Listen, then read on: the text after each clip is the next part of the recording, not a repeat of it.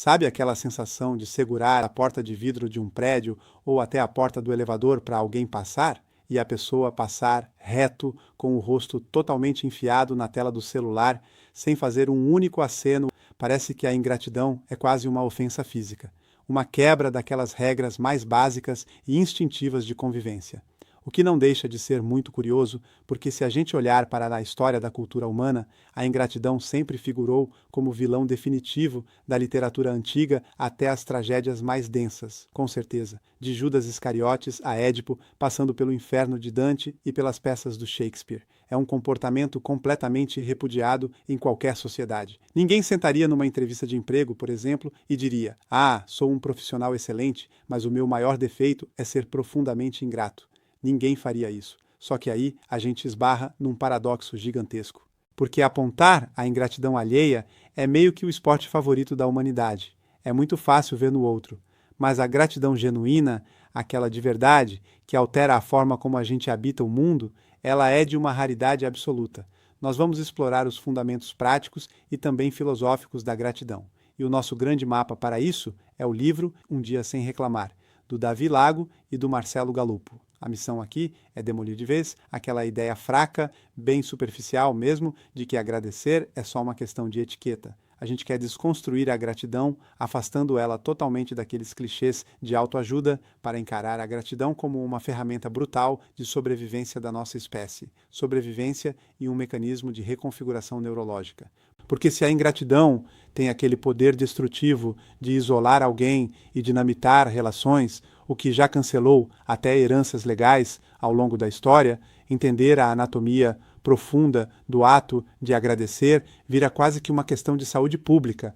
A própria linguagem que a gente usa todos os dias já esconde umas pistas muito fascinantes sobre como nosso cérebro processa esse ato de agradecer. São Tomás de Aquino dividia a gratidão em 3 graus evolutivos, e a forma como os diferentes idiomas se encaixam nesses graus, isso mostra muito sobre o nosso nível de comprometimento real. É uma verdadeira arqueologia das palavras. Se a gente pensar no idioma inglês, com o clássico thank you, tem a raiz etimológica ligada a think, que é o ato de pensar, ou no alemão danke, que deriva de denken.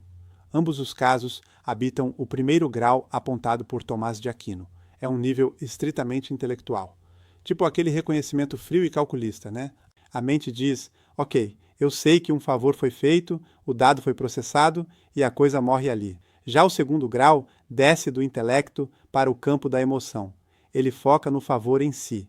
E essa é a mecânica que opera no francês merci, ou no espanhol gracias, ou até no italiano grazie.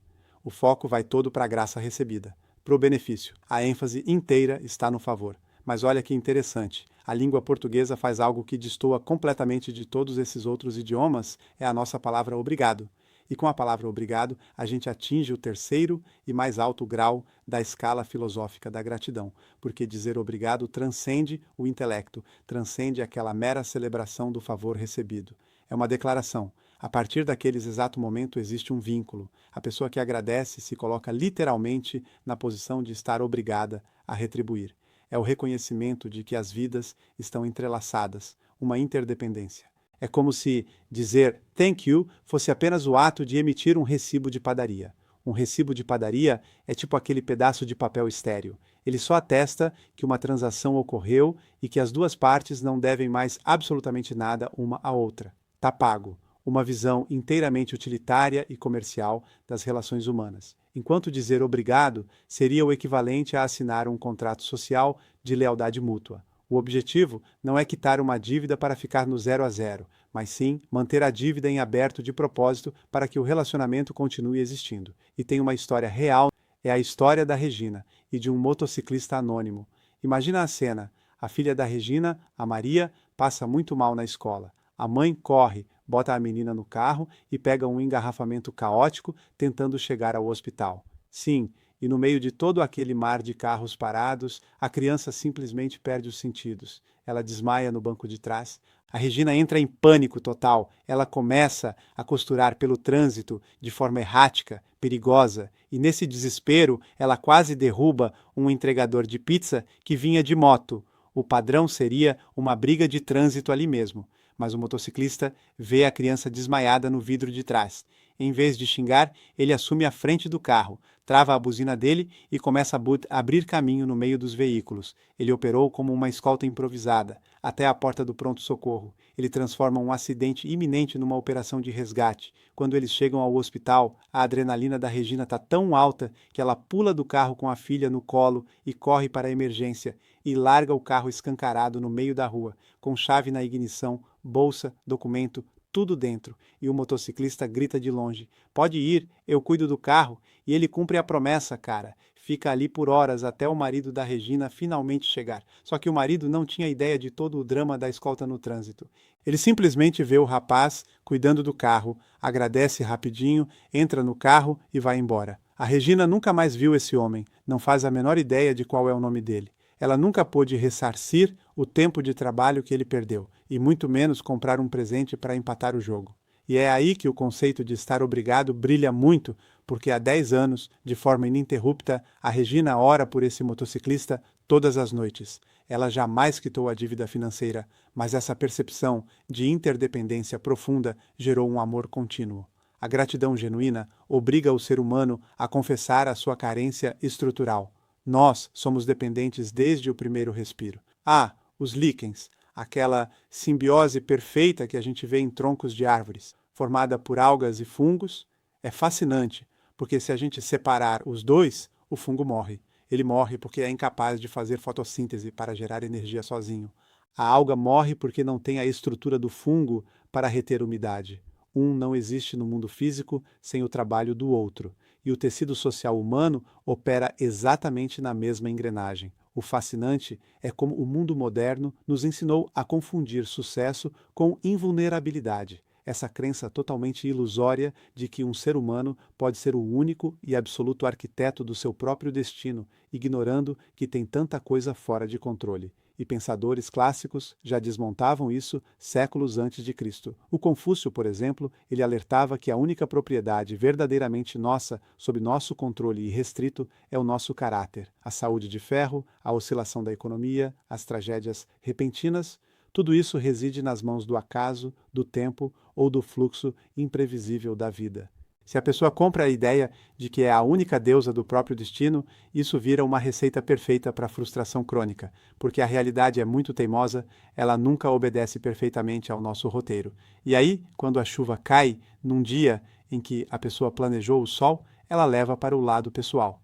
O soberbo interpreta o clima não como fato da natureza, mas como uma ofensa pessoal contra a sua autoridade. Se a neurociência prova que a gratidão acalma o cérebro e a filosofia alerta que tentar controlar tudo gera angústia, por que o botão padrão do ser humano é simplesmente reclamar o tempo todo? Por que nós temos que lidar com distorções cognitivas muito agressivas? A primeira e mais comum dessas armadilhas é o excesso de direitos, o vício terrível em reivindicar em vez de apenas receber. Sim, a cultura contemporânea adestra o nosso olhar para focar exclusivamente no que falta. E aí a gente transforma desejos em obrigações do universo para conosco. Há um contraste excelente no filme Forrest Gump, a dualidade incrível entre o Forrest e o tenente Dan Taylor. O Forrest navega pelas situações mais bizarras e difíceis da vida, enxergando a realidade como um dom ininterrupto. Como não há presunção de merecimento na cabeça dele, ele vive com total presença no agora. Em contrapartida, o Tenente Dan perdeu as pernas na guerra e se torna uma figura enclausurada na própria amargura. Ele é consumido por focar inteiramente naquilo que o destino lhe devia por direito. É o mesmo esqueleto moral da história bíblica de Jó, que perdeu os rebanhos, a saúde e os filhos, tudo num piscar de olhos, e depois daquele período intenso de luto e questionamento, a iluminação de Jó é justamente perceber que nada, desde o primeiro dia, era mérito. A saúde não era um direito adquirido, era uma concessão. A partir do momento em que a pretensão acaba, tudo se torna lucro. A gente acorda achando que o universo é uma prestadora de serviços. Aí, quando surge uma demissão, uma doença grave ou uma injustiça, o nosso cérebro grita: isso é uma quebra de contrato. E lá vamos nós reclamar com o gerente cósmico, quando, na mais dura realidade, estarmos respirando agora não passa de uma cortesia diária. E essa ilusão de posse nos arrasta direto para a segunda grande armadilha, a incapacidade generalizada de viver no presente. Quando se lida com crianças enfrentando doenças terminais, uma convenção social inteira simplesmente desaparece. Ninguém chega para essas crianças e pergunta: o que você quer ser quando crescer? Porque o futuro, como aquela construção ilusória que a gente tem, foi apagado pelo diagnóstico. E com essa exclusão do futuro, a pergunta que resta é a única que realmente importa: do que você quer brincar hoje? Porque ao ter a promessa do amanhã revogada, a criança recupera a soberania absoluta do instante presente. E se ligarmos isso ao quadro geral da sabedoria ancestral, nós vamos encontrar o mesmíssimo princípio naquela parábola budista, a história do monge do precipício. O monge foge de um tigre na selva e, sem alternativas, ele pula num abismo, conseguindo se agarrar a uma grossa raiz na parede de pedra. Ele está a salvo do tigre lá de cima. Mas ao olhar para o fundo do desfiladeiro, ele se depara com outros tigres rosnando e esperando a sua queda lá embaixo, literalmente encurralado na vertical. E a angústia ganha contornos de terror mesmo, porque dois ratos começam a roer silenciosamente a raiz que o sustenta. O fim dele é inquestionável e muito breve. É nesse cenário desesperador que o monge nota um detalhe. Numa fresta da rocha, a poucos centímetros do seu rosto, cresceu um morango selvagem. Ele estende a mão, colhe a fruta e a saboreia com total reverência, achando a coisa mais doce do mundo. E a mente ocidental, ao ouvir isso, tende a julgar o monge como alienado ou loucamente otimista. Tipo, vai morrer e está comendo fruta? O que é um erro gigante de interpretação. O conto fala puramente sobre disciplina mental. O tigre rugindo no topo do desfiladeiro representa as agressões e os traumas do passado. Os tigres aguardando lá embaixo simbolizam o inevitável fim, o futuro sombrio que nos aguarda. E o morango é a materialização do agora. Saborear o morango não anula os tigres, mas prova a capacidade da consciência de fincar os pés no único milissegundo em que estamos verdadeiramente vivos. Só que a nossa mente é profissional. Em se recusar a comer o morango, a gente prefere gastar o tempo imaginando o gosto do tigre. E essa dificuldade de focar no agora cria a terceira barreira, a recusa em celebrar aquilo que está incompleto, o perfeccionismo ingrato.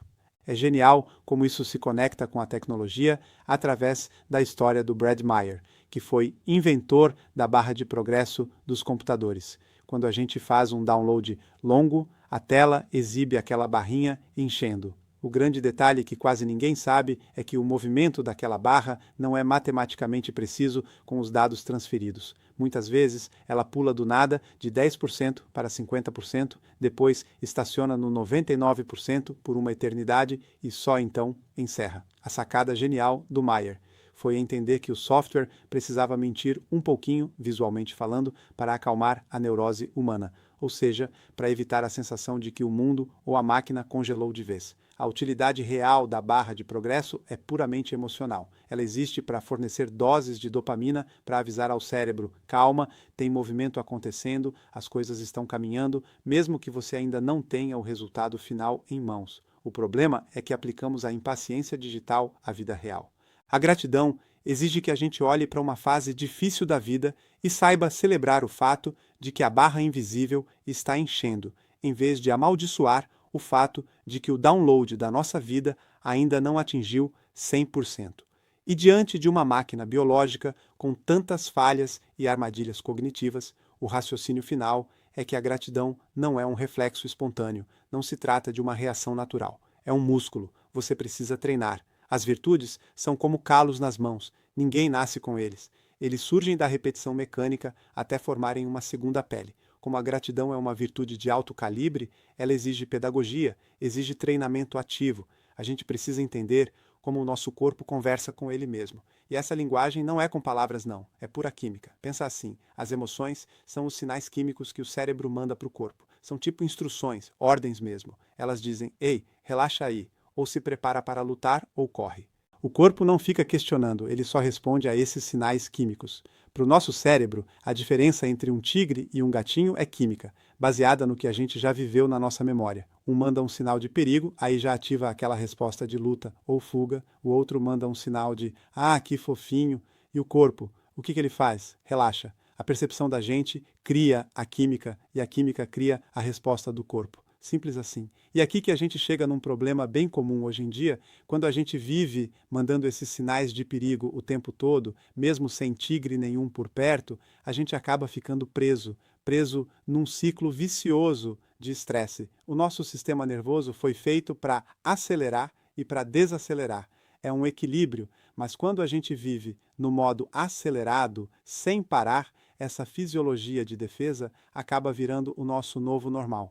O corpo fica como que intoxicado com o cortisol ou adrenalina, sempre em estado de alerta máximo. Pensa só, 95% de quem a gente é memória subconsciente. São programas automáticos que o corpo executa sem nem pensar. E só 5% é a nossa mente consciente, a nossa força de vontade querendo mudar as coisas. É literalmente uma luta de Davi contra Golias.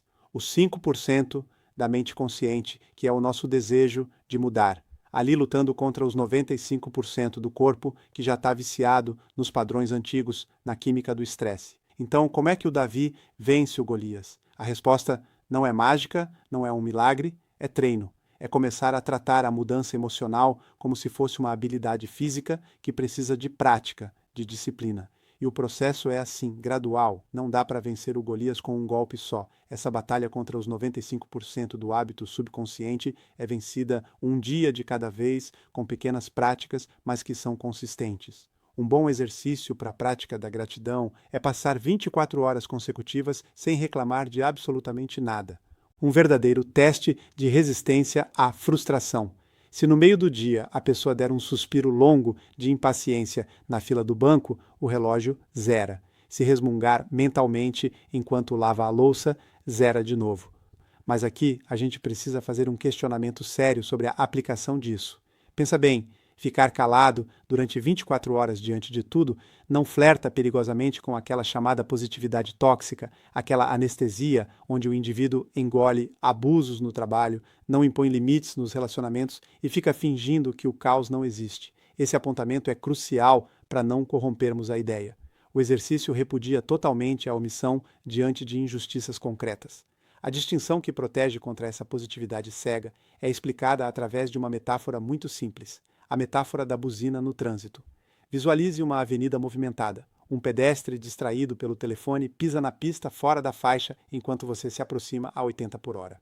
Você esmurra a buzina instintivamente. Aquilo ali não foi uma reclamação, foi proteção ativa do ambiente. Foi uma ação técnica de alerta vital, é uma resolução de um problema objetivo para evitar a morte de alguém. Isso é legítimo e extremamente necessário. O oposto é alterar o cenário. Você entra num engarrafamento quilométrico, está tudo 100% travado, ninguém anda e mesmo assim você afunda a mão na buzina. Isso é o som puro da ingratidão e da soberba. É o ruído da sua raiva por não ter controle sobre a lentidão do universo. O desafio das 24 horas mira em calar essa buzina inútil do egoísmo, eliminando a irritação. Não é de forma alguma um convite para você parar de consertar o que está quebrado na sua vida. Agora vamos ouvir a história de Kandata, um ladrão e assassino impiedoso que estava pagando por seus crimes lá nos abismos do inferno.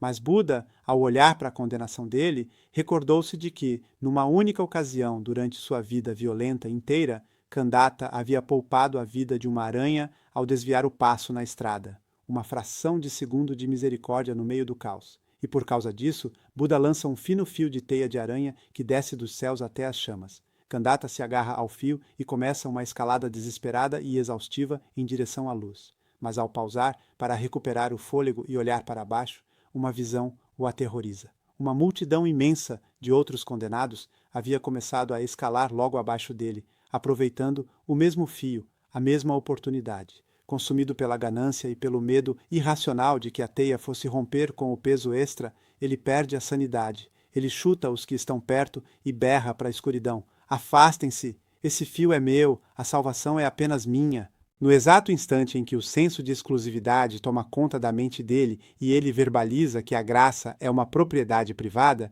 a teia de aranha não suporta o peso do egoísmo e arrebenta bem acima da sua cabeça. Todos, incluindo Kandata, despencam de volta para o abismo perpétuo. O monopólio da dádiva destruiu a ponte para o futuro. Havia um viajante que passava pelas ruas da vila, presenciou uma cena bem perturbadora. O velho sheik se aproxima de um pedinte coberto de trapos e simplesmente despeja moedas de ouro maciço no colo dele. Em vez de agradecer e chorar de alegria, o mendigo se levanta em fúria, cospe no chão e começa a berrar maldições violentas contra o sheik, ofendendo até a ancestralidade do cara. O viajante que via aquilo não tolerou a injustiça, mas o próprio sheik revela ao viajante que estava chocado que nos primeiros anos de sua vida de filantropia, o que ele mais encontrou na humanidade foi a ingratidão pura. A decepção era uma faca afiada que estava necrosando a alma dele. O peso da ausência daquele obrigado quase o fez trancar os cofres e deixar todos à míngua. Para não permitir que a falha do outro destruísse a própria virtude de ajudar, ele forjou uma armadura psicológica peculiar. Ele passou a exigir, como uma cláusula secreta mental, que as pessoas amaldiçoassem o seu nome no momento em que ele fizesse o bem. Ao embutir a pior resposta possível nas expectativas, ao garantir e desejar a ausência de gratidão, ele se tornou imune à decepção. Ele anestesiou a dor do ego ferido e assim pôde continuar distribuindo seus recursos. Ele desvinculou o bem da expectativa de retorno. E com essa blindagem emocional bem estabelecida, tem um detalhe que joga uma luz surpreendente: o paradoxo do aniversário. Comemorar a passagem de mais um ano de vida é algo que a gente trata com uma trivialidade, com balões, bolo, festa, mas friamente analisado, do ponto de vista da física e da biologia, estar vivo mais um dia é um escandaloso milagre estatístico, é vencer a loteria letal contra milhares de bactérias, acidentes de trânsito em alta velocidade e mutações genéticas invisíveis todos os dias do ano. Se o desafio é na saúde, se pratica gratidão pela saúde perfeita que já está a caminho, se é no trabalho, se agradece pelo trabalho ideal que está vindo. A energia da gratidão é usada diretamente na área da vida que precisa de uma transformação. Querer uma coisa vem de um lugar de falta. Agora, agradecer por algo como se já fosse real, isso vem de um lugar de plenitude. E aqui está a diferença entre a lei da atração e a lei da extração. Na atração, você pede o que falta. Na extração, você reivindica o que você já tem dentro de si. A energia de ter é completamente diferente. Quando a gente pratica essa gratidão antecipada, o sinal químico que o cérebro manda para o corpo muda de carência para abundância. O ser humano caminha esquecido de que a estabilidade e a normalidade do seu organismo, funcionando num universo de desordem térmica e entropia esmagadora, o tempo todo figuram como um evento matematicamente beirando o impossível. O simples fato de que a sala que você está agora não está pegando fogo, o silêncio do caos não nos atingindo agora, já configura o maior espetáculo de todos. Se a ingratidão nos cega a ponto de querermos implodir o prédio inteiro por causa de uma parede mal pintada, a gratidão verdadeira é a lente que permite ver que só o fato de não estarmos neste exato momento despencando num precipício já é, de longe, o morango mais saboroso que poderíamos provar. Estar aqui, simplesmente ser e existir na calmaria aparente, é o prêmio principal. Caso você tenha dificuldades para lidar bem com qualquer uma das questões trazidas neste vídeo, a técnica de sincronização bioenergética pode te ajudar muito nisso. É uma terapia simples, rápida, não invasiva e sem uso de fármacos, e que funciona 100% das vezes para 100% das pessoas. E se você gostou deste vídeo, deixe aqui o seu like e o seu comentário. Assim, o conteúdo é distribuído para mais gente, porque o algoritmo entende que o assunto é relevante e nos ajuda a fazer o canal crescer. E se você ainda não é inscrito, se inscreva aqui no canal e clique no sininho para receber nosso conteúdo diário. Para saber mais sobre a técnica de sincronização bioenergética ou sobre a lei da extração, clique no link da bio ou da descrição deste vídeo e descubra o poder desta prodigiosa terapia do futuro, agora no presente, sincronizando o que há de melhor em saúde física e mental, para você, para sua família e até mesmo para sua empresa.